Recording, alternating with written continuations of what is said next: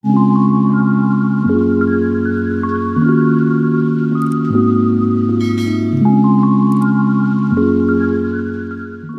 216. Master Sejati. Pada saat ini Qinlang merasa sedikit kaku. Tetapi begitu mendengar suara ini, hatinya tergerak. Dia sama sekali tidak ragu. Dia pun segera mengeluarkan jurus yang melintas di benaknya tendangan tornado. Dia menurunkan tubuhnya.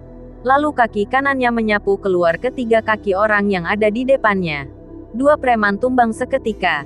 Tetapi karena sudah sekian lama Qinlang tidak pernah melatih jurus ini, maka dia gagal untuk menumbangkan orang ketiga. Manusia tengik, aku akan menusukmu. Preman itu langsung menyerang Qinlang dengan belatinya. Qinlang sangat terkejut dan dia berpikir nyawanya akan berakhir di sini. Namun, pandangan Qinlang tertuju pada wanita berjubah putih yang ada di sampingnya. Dia mengibaskan lengan baju kunonya. Dan tiba-tiba preman itu menjerit, "Aduh!" Dan terdengar suara belati jatuh ke lantai. Qinlang pun segera memanfaatkan situasi. Dia segera bangkit dari lantai. Tendangan jitu. Lihat baik-baik dada orang yang ada di depan. Tendang dengan kaki kanan. Dan kaki kiri menginjak dengan kuat. Layangkan tinjuan kuat dari samping ke atas secara horizontal. Lekukan sedikit lengan. Kemudian dengan kuat menghajar wajahnya dengan kepalan tinju. Suara misterius itu kembali berkata. Suara misterius itu seperti mengetahui Qinlang tidak begitu menguasai gerakannya. Oleh karena itu dia secara khusus menyebut nama-nama itu dengan rinci. Begitu juga dengan gerakannya. Tetapi, dia berbicara dengan cepat, jelas, dan Qinlang langsung mengerti. Dia bergerak sesuai dengan arahan tendangan jitu.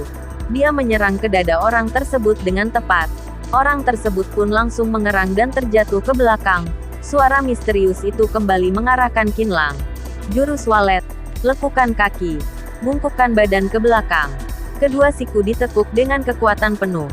Dan serang orang yang ada di belakang. Terkaman harimau melompat ke ut. Kaki kanan ditekuk. Kaki kiri lurus dan tendang lurus. Ke kanan ke dada orang itu dan ketika menyentuh orang itu, maka langsung luruskan kaki kanan dan menendang dengan kekuatan penuh. Qinlang menggunakan sikunya memukul dengan keras ke pinggang preman terakhir. Preman itu hanya bisa menjerit dengan mengenaskan dan terjatuh ke lantai.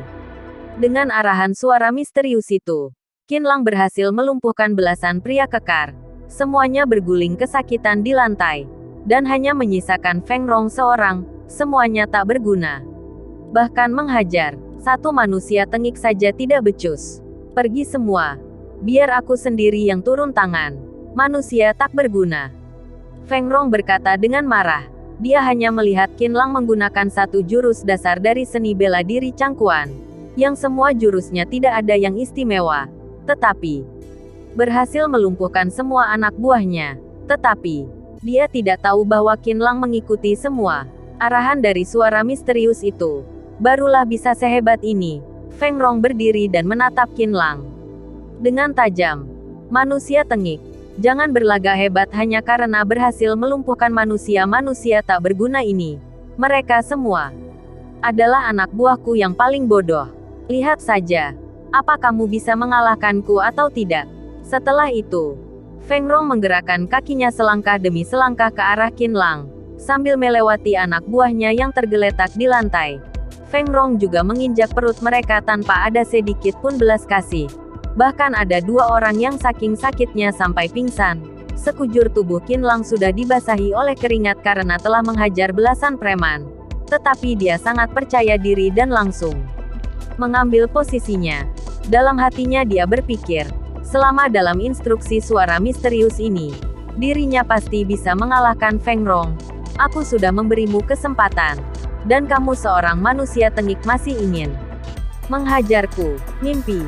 Feng Rong berteriak dan langsung melayangkan serangan ke arah Qinlang. Lalu, hanya terdengar suara misterius itu berkata, "Tendangan bulan. Berjongkok dan setelah tanganmu menyentuh lantai, segera layangkan tendangan dengan kaki kanan ke depan, ke arah celana lawan." Ah, Qinlang tercengang. Dia ingat bahwa gerakan jurus tendangan bulan ini tidak seperti itu. Dan seketika dia tidak melakukan gerakan apapun. Bagaimana dia tahu kalau jurus yang dikatakan Suara misterius ini adalah salah satu gerakan evolusi dari tendangan bulan. Dalam keraguan ini, Qinlang segera menerima serangan dari Feng Rong di dadanya. Seketika dia merasa sangat kesakitan seperti tulang-tulangnya telah retak, dadanya menjadi sesak, dan terlempar ke lantai. Haha, manusia tengik. Sudah lihat, bukan? Aku hanya perlu menggunakan satu gerakan saja. Sudah berhasil menghabisimu. Dan kamu masih berlaga hebat, ujar Feng Rong dengan bangga. Para preman yang tadi telah dilumpuhkan oleh Qinlang saat ini telah bangkit, mereka pun berseru untuk Feng Rong. Tuan Feng memang hebat. Ayam lemah ini masih berani melawan Tuan Feng. Sungguh konyol. Tuan Feng, bunuh dia. Melihat Qinlang yang terlempar ke lantai, Long Yan segera berlari ke sisi Qinlang dan berkata dengan panik, "Bagaimana keadaanmu?" Mendengar ada yang meminta Feng Rong untuk membunuh Qinlang, Long Yan pun berdiri dan mengulurkan kedua tangannya untuk melindungi Qinlang, lalu berteriak marah ke arah Feng Rong, "Jangan sentuh dia." Feng Rong mengambil belati dan tersenyum kejam. "Nona Long, manusia tengik ini sudah melukai belasan anak buahku. Jika aku tidak membunuhnya, bagaimana aku bisa jadi seorang pemimpin? Jadi, maaf sekali." Long Yan menatap belati yang bersinar dingin itu. Dia sangat ketakutan. Tetapi dia tetap berdiri tegap untuk melindungi Qinlang. Perlahan-lahan air matanya mulai mengalir. Entah apakah takut akan belati itu atau takut Qinlang akan dibunuh. Bulir air mata terus mengalir dengan deras, dan berkata kepada Feng Rong, "Jangan bunuh dia." Feng Rong berjalan hingga ke hadapan Long Yan dan hendak menariknya pergi. Dan pada saat ini, tiba-tiba terdengar sebuah suara. "Apa kamu sudah bertanya padaku sebelum datang ke sini untuk membunuh orang?" Suara ini terdengar aneh dan sangat menawan. Ada kemarahan, keberanian, dan pesona. Bahkan tanpa harus melihat orang yang berbicara itu saja sudah bisa menebak kalau orang berbicara ini adalah seorang wanita yang cantik. Meskipun sangat tajam, tetapi suaranya mampu membuat orang yang mendengarnya merasa nyaman. Dan orang yang berbicara itu adalah wanita berjubah putih. Feng Rong menoleh dan melirik ke arah wanita jubah putih tersebut. Sebenarnya dari awal dia masuk ke sini dia sudah melihat wanita cantik ini. Dan dalam hatinya dia sudah membuat keputusan bahwa dia akan meminta anak buahnya juga ikut membawa wanita ini. Dan setelah dia berhasil menyelesaikan urusan Long Yan, dia juga akan membawa wanita jubah putih ini ke hotel dan menidurinya. Feng Rong tertawa dan berkata, "Cantik, suaramu begitu indah. Mengapa kamu harus menggunakan cadar di wajahmu? Lepaskan dan perlihatkan padaku ya." Wanita jubah putih itu tertawa dan berkata, "Suaraku begitu indah. Lalu apakah tubuhku tidak indah?" "Indah, sangat indah. Bahkan artis saja kalah denganmu." Feng Rong sudah seperti seekor anjing jinak, dan berkata, "Wajahmu pasti sangat cantik. Bolehkah lepaskan kadarmu?" Wanita jubah putih itu memandang Feng Rong. Alisnya terangkat dan matanya tersenyum. Lalu berkata, "Saat ini kamu seperti seekor anjing. Kamu ingin melihatku? Boleh saja. Tetapi ku beritahu padamu terlebih dahulu. Ada harga yang harus kamu bayar untuk melihatku. Aku ingin satu jarimu." Dimaki dengan kata anjing oleh wanita jubah putih ini, Feng Rong sama sekali tidak peduli. Malah dia menganggap ini adalah sebuah kehormatan baginya. Sekelompok anak buahnya pun juga merasa sangat iri kepada Feng Rong, lantaran bisa mengobrol dengan wanita cantik itu. Bahkan mereka juga bercanda. Mereka semua mempunyai pemikiran yang sama. Jika seandainya ada seorang wanita secantik peri ini berbicara pada mereka, jangankan dimaki dengan kata anjing. Bahkan jika meminta mereka untuk menjadi anjing dan menjilat sepatunya saja mereka rela. "Baiklah, aku adalah anjing. Bolehkah seekor anjing ini meminta tuannya untuk melepaskan cadarnya?" Feng Rong kembali berkata, "Kamu kalau ingin datang, datang saja. Jangan banyak omong kosong," ujar wanita jubah putih itu seketika. "Baik, anjing datang." Feng Rong segera berjalan ke arah wanita jubah putih itu. Dan semua pandangan tertuju pada wajah wanita jubah putih itu. Dan mereka iri setengah mati kepada Feng Rong. Tiba di sisi wanita jubah putih, Feng Rong benar-benar terbius oleh aroma wangi yang ada di tubuh wanita ini. Perlahan-lahan dia membungkukkan badannya. Dia adalah pemain lama yang sudah menggeluti dunia ini. Tetapi di hadapan wanita jubah putih ini, dia benar-benar terlihat seperti seorang pria bodoh. Hatinya berdegup dengan kencang dan wanita jubah putih itu terlihat sangat tenang. Dia tetap duduk di atas kursinya dan menunggu Feng Rong untuk membuka kadar wajahnya. Tangan Feng Rong mulai menarik ujung kain itu dan mengangkatnya dengan perlahan. Lalu, matanya membelalak. Hatinya sangat terkejut. Dia tidak habis pikir. Ternyata di dunia ini ada wanita yang begitu cantik. Bagaimana wajahku? Kata wanita jubah putih seraya tersenyum. Cantik sekali. Semua artis kalah denganmu. Hati Feng Rong sangat gatal. Dia mencondongkan tubuhnya ke depan dan bersiap untuk mencium wajah wanita itu. Namun, tiba-tiba kursi wanita itu mundur ke belakang dan menjauh sejauh 2 meter dari Feng Rong. Apa yang terjadi? Feng Rong terkejut. Dia sama sekali tidak mengerti apa yang terjadi. Semua orang yang menyaksikan kursi wanita jubah cantik itu melayang dan bajunya yang berkibar bagai peri juga tidak merasakan keanehan. Kamu sudah melihat wajahku, dan sekarang kamu sudah bisa memotong jarimu, kata wanita jubah putih itu sambil tersenyum. Cantik, aku masih harus berguling di ranjang denganmu. Bagaimana kamu bisa memotong jari kekasihmu sendiri? Ucap Feng Rong sambil tersenyum. Tidak menepati janji. Kalau begitu tambah 1 jari. Selesai wanita jubah putih itu berkata, dia mengambil kain yang melingkar di pinggangnya, bagai sabuk ini. Kemudian dilemparnya bagai seekor ular ke lantai. Lalu berhasil mengambil belati yang ada di sana. Dan dengan kecepatan kilat mengarah ke jari Feng Rong. Hanya terdengar jeritan dari Feng Rong yang begitu mengenaskan. Dan kain itu telah ditarik kembali oleh wanita jubah putih. Kemudian terdengar suara dentingan. Sebuah belati jatuh ke lantai dengan balutan darah dan sampingnya juga terdapat 2 buah jari. Melirik kembali ke arah Feng Rong. Tangan kanannya telah kehilangan jari kelingking dan jari manisnya. Dalam sekejap Qin Lang terkejut. Dia kembali teringat dengan pertarungannya melawan belasan preman ini. Dan dia hanya melihat jubah wanita ini berkibar sedikit demi sedikit. Apakah suara misterius yang memberinya instruksi ini adalah dia? Melihat tatapan Qin Lang yang sedikit tercengang, wanita jubah putih ini tersenyum tipis. Saat inilah Qin Lang merasa yakin bahwa suara misterius itu adalah dia. Wanita busuk, beraninya kamu memotong jariku. Akan kubunuh kamu. Amarah Feng Rong meledak. Dia sudah tidak banyak berpikir lagi. Ternyata wanita jubah putih itu menyerangnya dengan sebuah keterampilan hebat. Itu sudah jauh melebihi kemampuannya. Dia adalah seorang bos kecil di kawasan Yuhang Kota Linan. Juga seorang musuh. Dan pada saat ini dia telah dikuasai oleh amarahnya. Dia mengambil sebuah belati dan langsung menyerang ke arah wanita jubah putih itu. Tidak takut mati. Kalau memang begitu, maka jangan salahkan aku, kata wanita jubah putih itu dengan senyum dingin. Hanya terlihat wanita itu menepuk mejanya. Dan sebuah sendok kuah terlempar setinggi belasan sentimeter. Kemudian wanita itu hanya menjentikkan ujung sendok tersebut. Lalu sendok itu terlempar ke arah Feng Rong dan menghantam ruas-ruas jarinya. Belati yang ada di tangan Feng Rong pun seketika terlepas. Lalu wanita jubah putih itu kembali melemparkan sabuk putihnya dan mengambil belati itu. Tangannya kini telah berubah. Sebuah cahaya putih keluar dari belati itu. Suara sayatan terdengar, dan darah seketika memuncrat ke lantai. Feng Rong kembali menjerit dengan mengenaskan. Dia terjatuh ke kanan. Kaki kanannya telah terpisah dengan kakinya. Potongan kaki entah sangat rapi dan menampakkan tulang yang begitu putih, dan darah mengalir dengan deras. Bab 217. Apa hubunganmu dengan Nenek Biu? Melihat kondisi Feng Rong yang begitu mengenaskan, semua orang yang ada di sana sangat terkejut.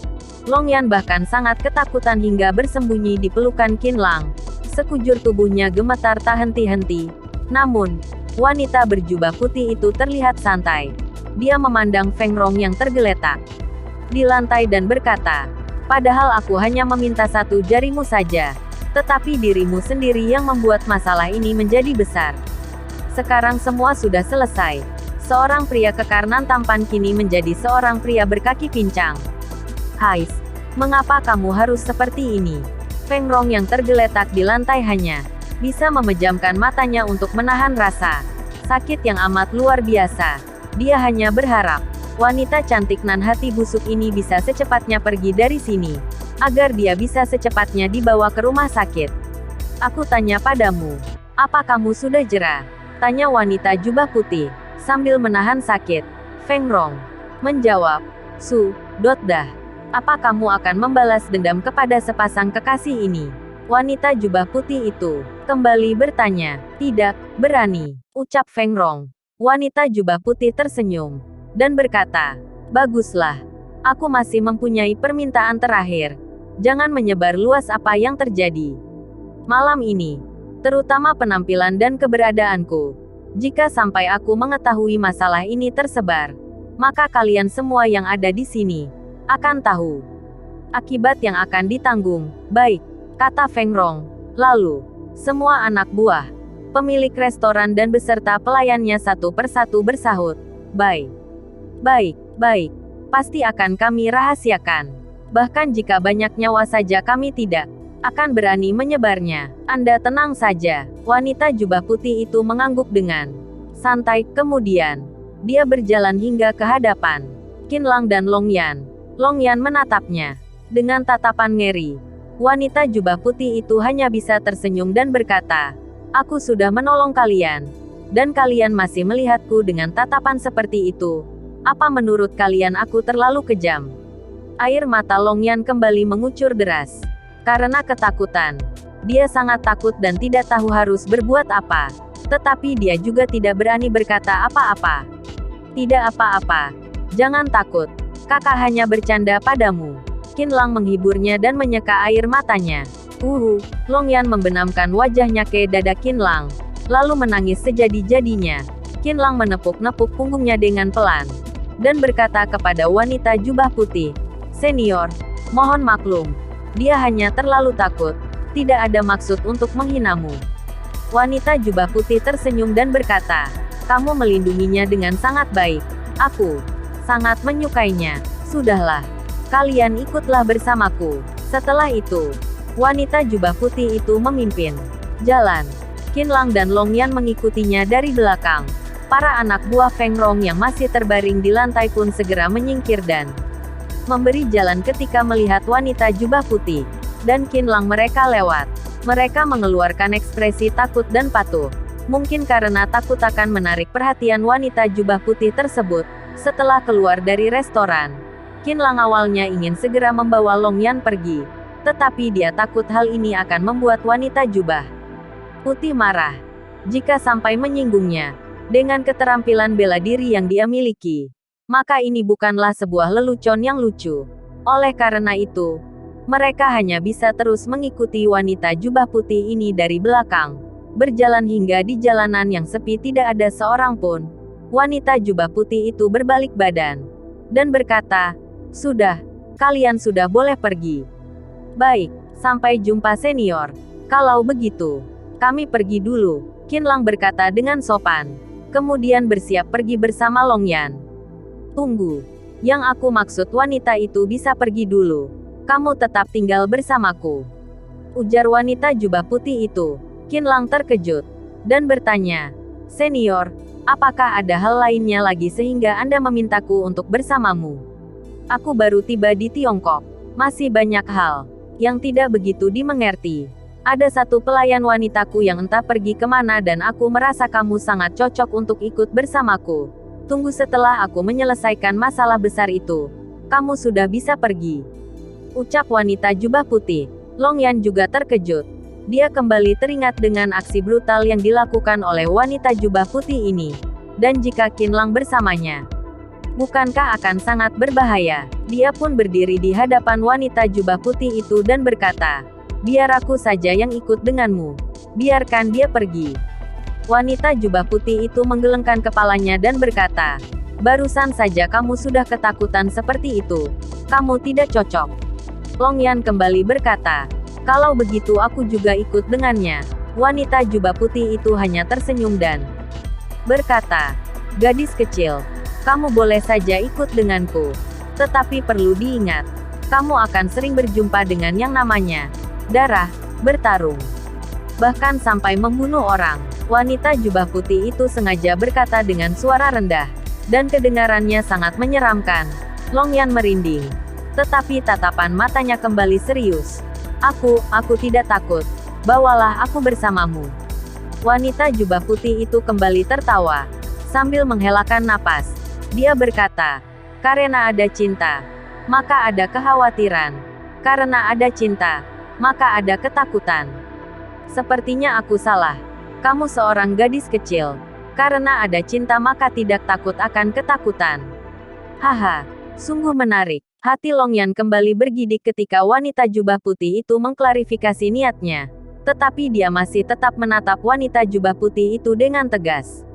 Kamu pergi saja. Aku hanya memerlukan seorang pria saja sudah cukup. Kata wanita jubah putih itu setelah tersenyum. Aku bisa. Masih belum sempat menyelesaikan perkataannya. Wanita jubah putih itu memotong pembicaraan Long Yan. Dan berkata dengan tegas. Jika kamu masih tidak pergi, sekarang juga akan kupatahkan kakinya. Aku akan membuatnya bernasib sama dengan pria yang baru kamu lihat di restoran tadi. Apakah kamu rela membuat kekasihmu merasakan penderitaan yang sama? Aku. Long Yan ketakutan dan memundurkan langkahnya. Sorotan matanya penuh dengan ketakutan. Pulanglah. Aku tidak apa-apa. Aku mengerti akan perasaanmu padaku. Kamu tenang saja.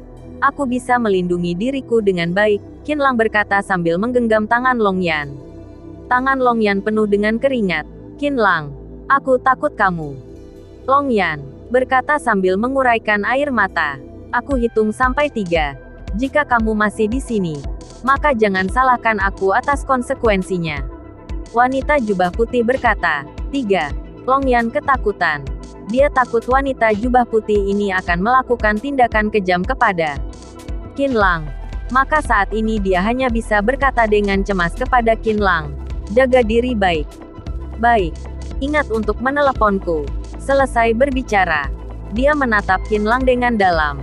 Lalu berbalik badan dan berlari. Qin Lang menghelakan napas dalam-dalam. Perlakuan Long Yan secara tidak langsung adalah mempunyai perasaan mendalam padanya. Wanita jubah putih mencibir.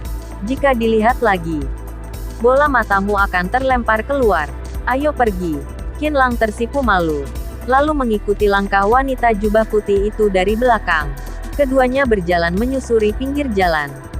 Qin Lang segera bertanya padanya ketika teringat akan keterampilan wanita jubah putih ini.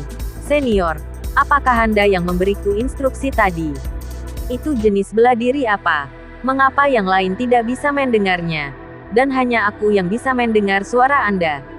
Tanpa melirik Qin Lang, wanita jubah putih itu berkata, itu adalah seni bela diri unik yang aku pelajari. Namanya, transmisi suara rahasia. Orang-orang biasa sepertimu, bagaimana mungkin mengetahui hal ini? Kamu ikut denganku. Nanti, setelah semua masalah telah beres, aku akan menurunkan keterampilan ini padamu. Qin Lang sangat senang mendengarnya. Dia merasa sangat menyenangkan jika bisa mempelajari seni bela diri yang baru. Lalu berkata, terima kasih, dan kembali bertanya, oh iya, senior, bantuan apa yang Anda inginkan dariku? Tatapan wanita jubah putih itu menegang, dan berkata, aku ingin membunuh satu orang. Aku membutuhkan waktu untuk menemukannya. Dan aku baru saja tiba di Tiongkok dan tidak begitu memahami kondisi yang ada di sini. Karena itu aku memerlukan seseorang untuk bersamaku. Aku lihat watakmu sangat baik. Wajahmu juga cukup tampan. Jadi cocok untuk bersamaku. Bunuh orang. Qin Lang sangat terkejut. Bertanya, membunuh orang apa? Salah apa dia padamu? Sampai kamu ingin membunuhnya. Tentu saja aku mempunyai alasan untuk membunuhnya. Saudara kecil. Masalah ini aku tidak perlu memberitahumu. Bukan, kata wanita jubah putih sambil tertawa.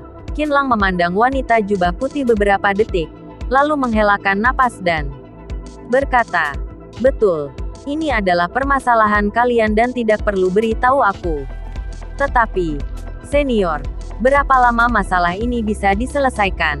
Aku hanyalah seorang mahasiswa dan banyak yang harus aku kerjakan. Dengan santai wanita jubah putih itu berkata, tidak tahu. Orang itu menghilang begitu saja.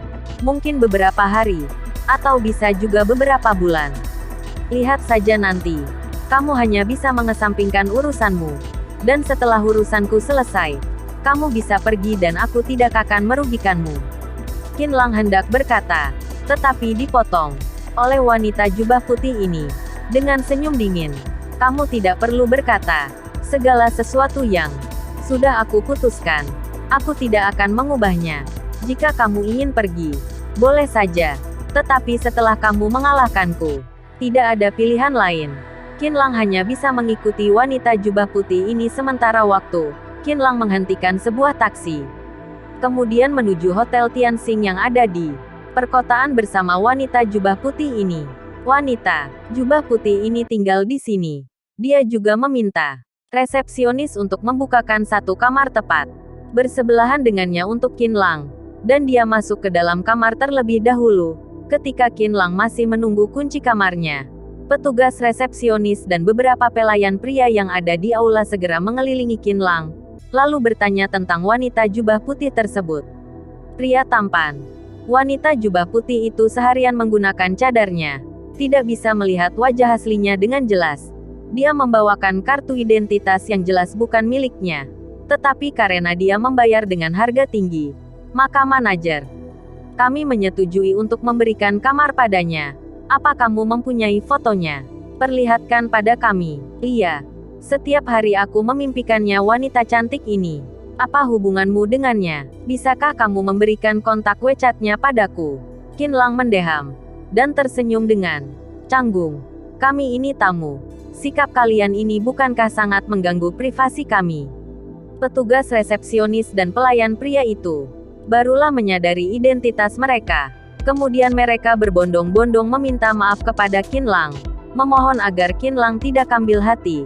Setelah itu, petugas resepsionis memberikan kunci kamarnya dan berkata, Tuan Qin, Anda dan wanita jubah putih itu teman baik bukan? Kemarin nona itu berkata bahwa kuncinya sedikit bermasalah. Hotel kami sudah menggantikannya dengan yang baru. Ini yang baru. Jika Anda tidak keberatan, tolong berikan kunci ini padanya. Dan sampaikan ke nona itu untuk mengembalikan kunci yang sebelumnya pada kami. Tidak masalah. Ujar Qin Lang sambil tersenyum. Lalu mengambil kunci dari petugas tersebut dan naik ke lantai 4 tempat kamarnya berada. Qin Lang sudah selesai mandi dan dapat beristirahat sebentar. Tetapi dia kembali teringat dengan kunci kamar wanita jubah putih itu. Selesai mengenakan pakaiannya, dia segera berjalan hingga depan kamar wanita jubah putih tersebut. Qin Lang mengetuk pintu dan memanggil dengan panggilan senior sebanyak 2 kali. Tetapi tidak ada reaksi apapun dari dalam kamar. Qin Lang terkejut. Apakah terjadi sesuatu padanya? Tanpa berpikir panjang, Qin Lang segera membuka pintunya dengan kartu yang baru. Dengan bergegas Qin Lang segera berlari masuk ke dalam kamar. Dia kembali terkejut. Setelah melihat pemandangan yang ada di dalam kamar, dia hanya melihat wanita jubah putih ini dalam keadaan telanjang bulat, memejamkan kedua matanya dan duduk bersila di atas ranjang, seperti sedang berlatih jurus seni bela diri. Tubuhnya putih mulus, rambut hitamnya masih terlihat basah, terurai di tubuhnya dan aroma harum dari sabun mandi keluar dari tubuhnya. Qin Lang sama sekali tidak menyangka akan melihat pemandangan seperti ini. Pada saat ini hatinya sangat kacau. Qin Lang melihat kain ungu terikat di setiap sudut tempat tidur. Qin Lang mengulurkan tangannya bagai pisau. Cahaya dingin melintas. Sabuk yang mengikat kain ungu tersebut terputus. Dan seketika kain itu terbuka, lalu menutupi seluruh tempat tidur. Qin Lang menoleh dan berkata, Senior, maaf, aku sangat ceroboh. Sekarang juga aku keluar. Wanita jubah putih itu membuka kedua matanya dan menatap Qin Lang dengan lekat. Dia bangkit dan terbang ke arah Qin Lang, lalu mencekik leher bagian belakang Qin Lang dan menjatuhkannya ke lantai. Sambil mencekik lehernya, dia berkata dengan dingin, apa hubunganmu dengan nenek biu? Napas Qin Lang terengah-engah, dan berkata, apa yang Anda katakan? Aku tidak mengerti. Wanita jubah putih itu melepaskan Qin Lang. Dia menarik bajunya dan melemparnya. Qin Lang terbang dan jatuh di atas ranjang. Wanita jubah putih itu menjentikkan tangannya dan jubah putih yang sedang tergantung di atas gantungan segera terbang ke arahnya, dan membaluti tubuhnya. Melihat napas Qinlang sudah kembali normal, dia berkata, "Barusan kamu menggunakan pisau untuk menghancurkan kain ungu ini. Siapa yang mengajarimu jurus telapak Fuliu itu?" Bab 218. Aku mengajarimu seni bela diri. Qinlang merasa sangat kesal lantaran dibanting dan pinggangnya terasa sakit. Dia berkata, "Seorang nenek yang mengajarku saat berada di Jinling." "Nenek? Seperti apa rupanya?" tanya wanita jubah putih. Qinlang mulai curiga. Apakah wanita jubah putih ini mengenal nenek itu? Lalu berkata, "Dia sama sepertimu. Memakai jubah kuno. Hanya saja dia berwarna merah. Rambutnya juga dikepang dua. Terlihat sangat beraura." Wanita jubah putih terkejut. Tetapi dia terlihat sangat bahagia dan berkata, "Waktu kamu bertemu dengannya dia berumur 7 hingga 80 tahun. Lalu berubah menjadi gadis berusia 17 atau 18 tahun. Bukan? Bagaimana kamu bisa tahu?" Qinlang terkejut. Raut wajah wanita jubah putih ini semakin berseri. Dengan pelan dia berkata, "Ternyata dia. Di mana dia sekarang? Cepat bawa aku ke sana." Dengan perasaan ragu, Qinlang bertanya, "Senior, jangan bilang orang yang ingin kamu bunuh adalah nenek ini." "Iya, bajingan itu. Bawa aku temui dia. Setelah itu akan kuberi hadiah besar padamu." "Di mana dia?" Qinlang terkejut. Tiba-tiba dia teringat dengan malam hari di villa saat nenek itu sedang berlatih. Dia seperti pernah berkata bahwa dia memiliki seorang musuh yang bernama Cucun Sui. Nenek sangat waspada. Jangan-jangan orang yang dimaksud itu adalah wanita jubah putih ini. Qinlang pun bertanya, "Senior, apa kamu bernama Cucun Sui?" Wanita jubah putih itu tersenyum dan berkata, "Sepertinya Nenek Biyu pernah membahasku. Sudah sejauh apa kekuatannya? Kembali, cepat beritahu aku di mana dia saat ini." Qinlang menggelengkan kepalanya dan berkata, "Meskipun aku tahu di mana dia saat ini, aku tidak akan memberitahumu." "Apa?" Cucun Sui berkata dengan kesal. "Apa kamu cari Matil?" Kemudian, tatapannya dingin. Dia mengulurkan tangannya dan lengan jubahnya segera terbang ke arah Qinlang, membungkus setengah badan Qinlang. Dengan kejam Cucun Sui berkata, "Ada puluhan juta jarum tipis bagai bulu sapi di dalam jubah putihku ini. Selama aku menggunakan kekuatan batinku, jarum itu akan terbang jauh lebih cepat dari pisau. Dua tanganmu yang terlilit itu akan segera terputus. Apa kamu tidak takut?" Qinlang berusaha memberontak dengan kuat, namun setengah badannya terlilit dengan kuat. Qinlang menatap Cucun Sui dan berkata, "Senior Chu, mungkin di antara kamu dan nenek ada kesalahpahaman. Bukankah bisa diselesaikan dengan baik-baik? Mengapa harus membunuh?" Dengan sinis Cucun Sui berkata, "Rasa benciku padanya sedalam lautan. Apalagi yang bisa dibicarakan? Aku hanya bisa menguliti daging yang ada di tubuhnya, agar dia tersiksa. Kamu tidak perlu ikut campur dengan permasalahanku dengannya. Kamu katakan atau tidak." Cucun Sui menarik kainnya dan mengeratkan lilitan yang ada di tubuh Qinlang. Qinlang hanya bisa menjerit ringan. Dia bisa merasakan di antara lilitan erat di lengannya, seperti ada jarum-jarum yang menusuk ke dalam dagingnya. "Kamu sudah merasakannya, bukan? Jika kamu masih diam saja, aku tinggal melepaskan kekuatan batinku. Kelak jika lenganmu putus, jangan salahkan aku kalau tidak memperingatimu. Aku bertanya sekali lagi padamu, di mana Nenek Biyu saat ini?" kata Cucun Sui sambil tersenyum sinis.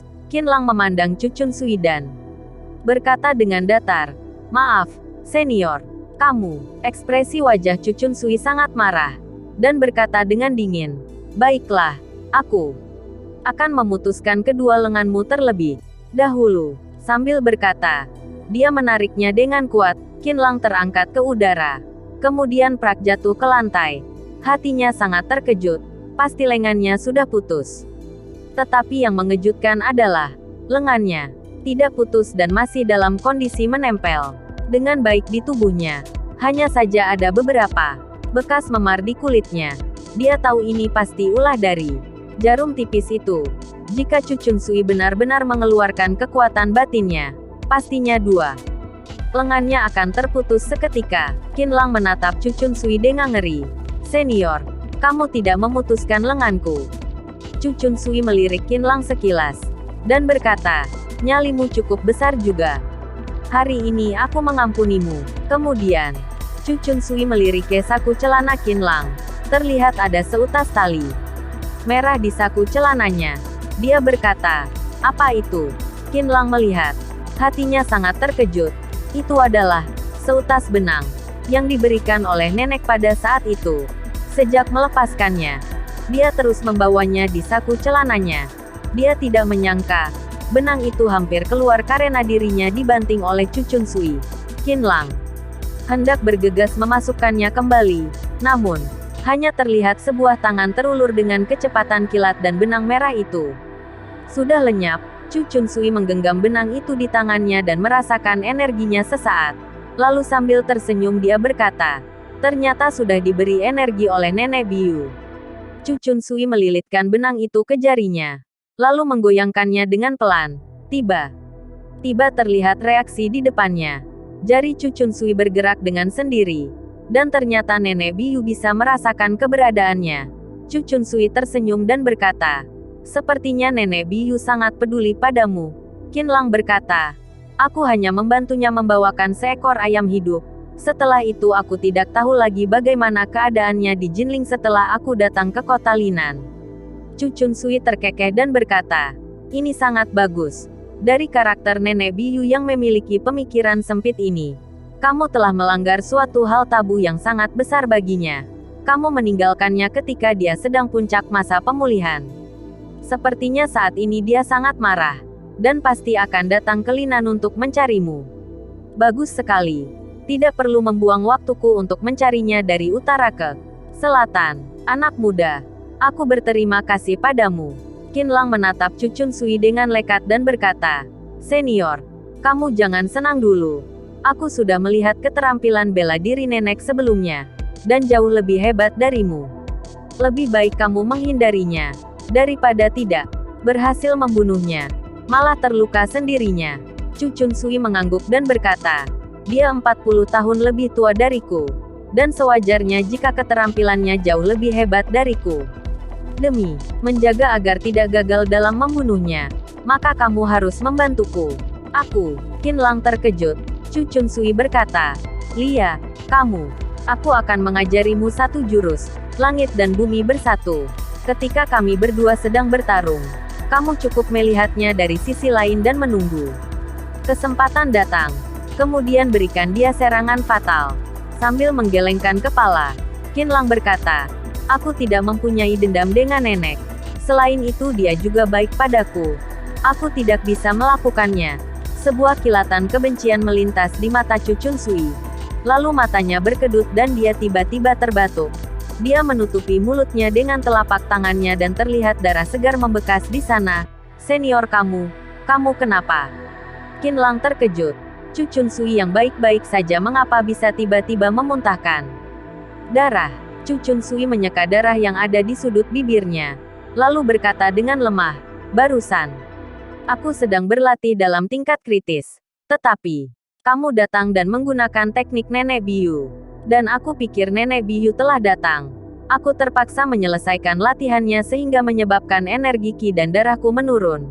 Jadi aku mengalami luka dalam yang serius. Ah, maaf. Ini salahku, kata Qinlang. Dengan penuh rasa bersalah. Dengan pelan Chu Chunsui berkata, kamu memang tidak punya hati dan aku tidak menyalahkanmu. Hanya saja keterampilanku sudah jelas lebih lemah dari Nenek Biu. Dan ditambah lagi dengan luka dalam ini, mungkin hanya kematian yang akan kudapatkan. Senior, bagaimana kalau kamu tidak usah bertemu dengan Nenek Biu?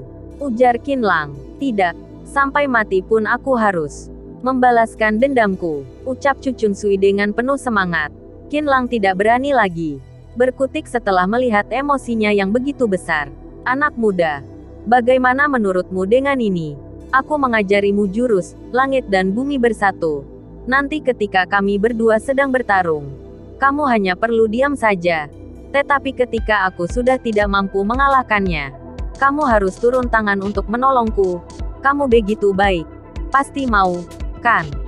Ini, Qinlang ragu-ragu menjawab. Barusan kamu sudah melihat tubuhku dalam keadaan telanjang. Aku hanya meminta kamu berbuat seperti ini saja. Apa kamu tidak mau melakukannya? Kamu tidak mau. Kalau begitu, aku akan menyebarkan rumor ini. Lihat bagaimana kamu akan menjalani hidup di masyarakat. Kata wanita jubah putih itu sembari mengancam. Baiklah, aku menyetujuinya. Qinlang akhirnya menyetujuinya. Dia berpikir bahwa jika dia sungguh menguasai jurus yang kedengarannya begitu keren, langit dan bumi bersatu, ini.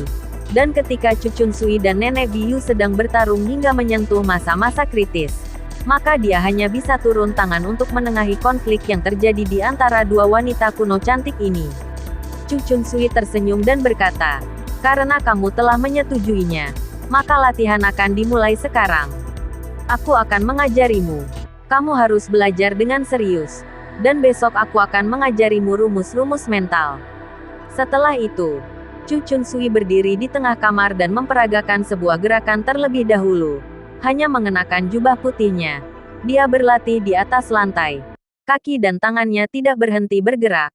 Tubuhnya terlihat sangat anggun dengan gerakannya. Ditambah lagi dirinya yang baru saja selesai mandi. Aroma harum semerbak keluar dari tubuhnya. Qinlang terkadang tersenyum dan tegang ketika melihat proses latihannya. Namun, hanya dalam kurun waktu belasan menit saja, Chu Chunsui telah selesai berlatih. Chu Chunsui kembali teringat dengan 3 anak didiknya yang waktu itu berlatih bersama di bawah kaki gunung. Dia tidak bisa menahan perasaan campur aduk ini, dan hanya bisa diam-diam menyeka air mata di belakang Qinlang. Lalu berbalik badan dan berkata, gerakan yang baru saja aku lakukan itu adalah 36 gerakan mendasar. Dari langit dan bumi bersatu. Coba kamu ulangi gerakannya. Tetapi, aku, senior, aku hanya ingat beberapa gerakan saja. Bagaimana aku melakukannya? Ujar Qinlang dengan malu. Lakukan saja. Kalau tidak bisa aku akan mengajarimu lagi. Ucap Chu Chunsui. Baik, Qinlang tidak bisa berbuat apa-apa. Dia hanya bisa melakukan gerakan yang diingatnya. Dengan semampunya. 10 gerakan pertama tidak ada masalah. Tetapi setelah itu, Qinlang sudah lupa. Dan dia hanya bisa berdiri di tempat sambil memandang Chu Chunsui dengan malu. Chu Chunsui menghelakan napas. Dan berjalan hingga sisi Qinlang. Dia menarik tangan Qinlang dan menggerakkannya. Qinlang bisa merasakan kelembutan tangan Chu Chunsui. Juga mendengarkan bisikan suara lembutnya di telinga. Bahkan terkadang dia merasa geli dengan kelembutan suaranya, serta aroma harum tubuhnya. Terkadang mengganggu konsentrasinya. Chu Chunsui mengajari Qinlang selama 1 jam lebih dan waktu sudah menunjukkan pukul 1 dini hari. Chu Chunsui menyerah dan berkata, malam ini sampai di sini saja dulu. Besok bangun jam 6 pagi, dan aku akan mengajarimu rumus-rumusnya. Baik, Qinlang menjawab dan segera berbalik badan hendak ke kamarnya. Tidak perlu. Beberapa hari ini kamu tidur di kamarku. Daripada kamu nanti melapor kepada Nenek Biyu, ujar Chu Chunsui. Qinlang terkejut. Dan akhirnya, Qinlang tetap tinggal di kamarnya Chu Chunsui. Awalnya Chu Chunsui meminta Qinlang tidur satu ranjang dengannya. Tetapi Qinlang menolaknya. Qinlang pun meminta kasur tambahan dan selimut dengan pihak hotel. Menggelarnya di lantai. Barulah dia bisa tidur dengan tenang. Dan di waktu yang sama, Feng Rong juga telah dibawa ke rumah sakit. Dari unit gawat darurat dia dipindahkan ke unit perawatan intensif. Dan Yuming sudah menunggunya di sana. Apa yang terjadi?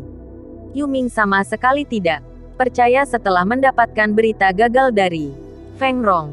Bahkan dia juga mendapat kabar bahwa kedua jarinya telah dipotong beserta kakinya juga. Ini sungguh sangat di luar nalar. Feng Rong berkata, Tuan Muda Yu, maaf.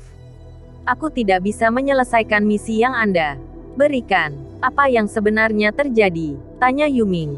Feng Rong kembali teringat dengan peringatan terakhir wanita jubah putih itu padanya. Dia pun merasa sangat ketakutan dan tidak berani mengungkapkannya. Dan hanya bisa menyalahkan semua ini kepada si brengsek itu. Dia berkata, pria sialan yang bernama Qinlang. Jika bukan karena dia, dari awal aku sudah membawa Nona Longyan ke hotel. Semua karena dia. Jari dan kakimu semua karena dia. Dia yang memotongnya, tanya Yuming. Benar. Dia, Tuan Muda Yu. Bajingan itu sangat kejam dan hebat. Bahkan aku bukan tandingannya, ucap Feng Rong sambil mengangguk. Perlahan, Yuming memalingkan pandangannya ke jendela. Cahaya api membara perlahan muncul di matanya. Dia mengepalkan tangannya dengan erat, dan berkata dalam hati, "Bajingan, berkali-kali kamu hancurkan rencanaku. Aku akan membuatmu tahu berapa besar harga yang harus kamu bayarkan."